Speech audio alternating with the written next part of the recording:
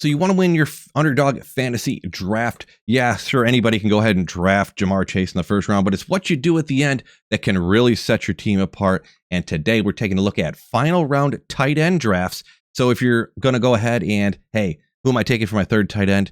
These are some guys you can look for at the final round. Now, as we go ahead and jump into it here, hey, if you're going to sign up for Underdog, go ahead and use my referral code right here. I'm not sponsored or anything. This is just refer a friend. Get up to a $1,000 deposit match. Do not sign up for Underdog unless you get this free money that they give you. Sure, you do sport me a $10, but I can do one draft for free. Big whoop, but I want to make sure that you get this free money for Underdog when you go ahead and sign up. Also, don't forget like button and subscribe up because I'm new to the game. Only got like 30 subscribers. Let's get that number pumped up just a little bit more. So for these right here, final few rounds we're taking a look at tight ends. And these are going to be picks that are over 200 because at 204 is actually the final round. So here's 204. And for people past this, the first one to look at is this guy right here, Theo Johnson. Now he is the tight end for the Giants. They have a bunch of receivers. They got Malik Neighbors drawing away coverage. They got Wan'Dale Robinson, like having more people pay attention to him. He gets a lot of targets. They got Darius Slayton. They just re-signed. They're going to be throwing him the ball. Well, who gets forgotten about? The tight end right here, 6'6", 260 pounds, and still a young guy at 24 here, Theo Johnson. The measurables coming out here. All these tight ends that I got on this list too, they all got crazy coming out of college type measurables. 93rd, 98th, 96th, 98th right there for these different scores right here, catch radius, burst, speed score, 40-yard dash, all that kind of stuff. So very, very athletic and only 24 and a half years old. Now, he didn't do a crazy lot. Last year, he had 29 catches right there. If I'm not mistaken, he got hurt and he missed several games. Here is number 13, and then he was donezo right there. So he did have, and this is kind of how tight ends go for these last round people. He got one touchdown, so he is tight end 6 on the week, and that's kind of what you're looking for. Guys that can kind of catch the touchdown, fall in. You're not at this point in the draft. You're not getting the tight ends that are getting 12 catches for 97 yards and a touchdown every other week. You're looking to spike a guy that's going to go ahead and play. So he should definitely be the starting tight end. He should have no problem being on the field. And with these measurables, how athletic he is, I think he could kind of do something. Now, they do have Russell Wilson throwing the ball. Hard to say what that's going to be, or if he ends up not being able to stay in. Jackson Dart, a rookie, come in. Hopefully he's a stud. Who knows? But there is opportunity here. And if you need that third tight end or want the third tight end, or God forbid, maybe you took Brock Bowers to the top in the last round, you're looking for another guy just to kind of fill in. Theo Johnson is definitely a decent one to look at. Next up is an old man, actually. We're going from a young guy here to an old man, but he has a real opportunity to do something, and his measurables when coming out of college, even though it was 1991, are off the charts. And that's Darren Waller right here. Yes, he stepped away from the game. He retired for a year or two, and then he went ahead and came back. But for coming out of college, 100th, 91st, 97th, I just slurred those quite a bit, but I'm so excited about these measurables over here coming out of college. But do remember, it was like 95, so actually it was 2015. I am exaggerating. But he has, even if his athleticism, even this is just dropping down like crazy, the opportunity he has on one side, Tyreek Hill, that just, oh my God, it short circuits his defenses. They don't know what to do with him. He's so fast. As long as he can stay healthy, he's a little bit of a question mark this year. I'm a little afraid of drafting him, but there's no doubt super fast. They got Jalen Waddle on the other side.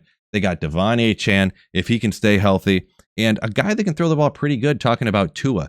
Now, if we come down and look at some of these others, this is back in 2021, though, but he was the tight end 6, and then he was a tight end 10, and then he was a tight end 13. So even just before he retired, he still was almost a tight end 1, which is pretty wild, sort of. He only played 12 games, and this is kind of the knockout. It's kind of why he retired. It was like hurt. Let's go ahead and take a look down here at some of these game logs, and this is what I mean right here. Oh, actually, red zone target is important too, but 6 catches for 76 yards. He was tight end 4 with no touchdowns. Right here, tight end 2, he actually got a touchdown, 100 yards. Here's 86 yards. And this was his final season here, which was for the Giants, I believe. And who knows who the heck was throwing him the ball. But that's just to show you he can do it. Sure, he probably slowed down. He is 33 years old. He's not quite Kelsey old, but he is pretty old. But he has an opportunity, and I wouldn't expect him to be the tight end 1, the tight end 2. Don't take him, up in the 10th round. But in the final round, you need a third tight end. Go ahead and look at Darren Waller. They got rid of, I forget his name now, but they got rid of their tight end. And then they went ahead and signed Darren Waller, and they haven't done anything else that I'm aware of. So he should have an opportunity there.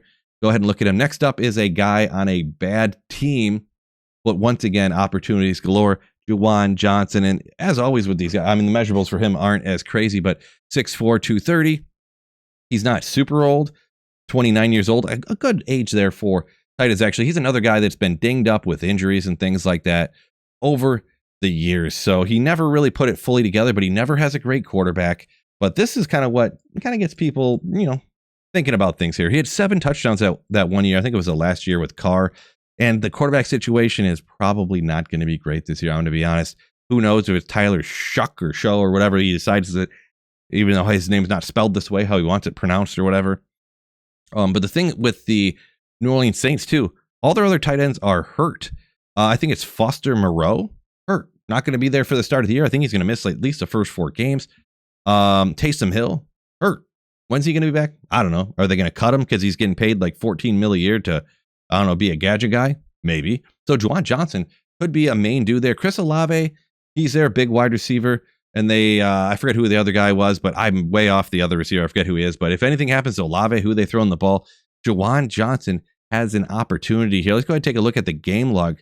So this was week 1, and this is what you need. 3 targets, 2 catches, 1 was a touchdown. He's a tight end 5. And this is what you're trying to spike. Down here, 4 catches, 1's a touchdown, tight end 3. Even down here later, tight end 12 or tight end 13, depending on how injuries go, if these are fill-in weeks, if it's a big bye week and you got Juwan Johnson getting 14 points, that could even fill in for a flex for you.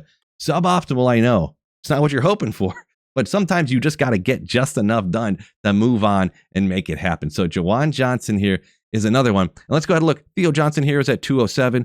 Darren Waller here at 211. And Juwan Johnson at 213. These are like the last guys that I believe anyways that you can really draft. As you get further down there, I mean, Noah Gray, the backup to Kelsey, maybe. But I know when Kelsey was out, Noah Gray was like splitting touches like 3 different ways with different tight ends. They were just cycling random people in. He did have like 5 or 6 or 7 touchdowns last year. Pretty crazy, but there's like nobody else to draft on here. They're just maybe Mayer backing up. There's like nobody to take past that. Maybe you can consider Elijah Arroyo possibly being the starter there in Seattle, but it sounds like he might be splitting touches perhaps, or splitting playing time with somebody. I forget exactly who. So these are pretty much the only 3 guys that I got that you can go ahead and draft late. Maybe they could fall in and get you a touchdown. Don't forget, like and subscribe. Please do it. Do it. We need to get subscribers up on this channel. Help a brother out. And hey, hopefully these guys help you win all that money on Underdog.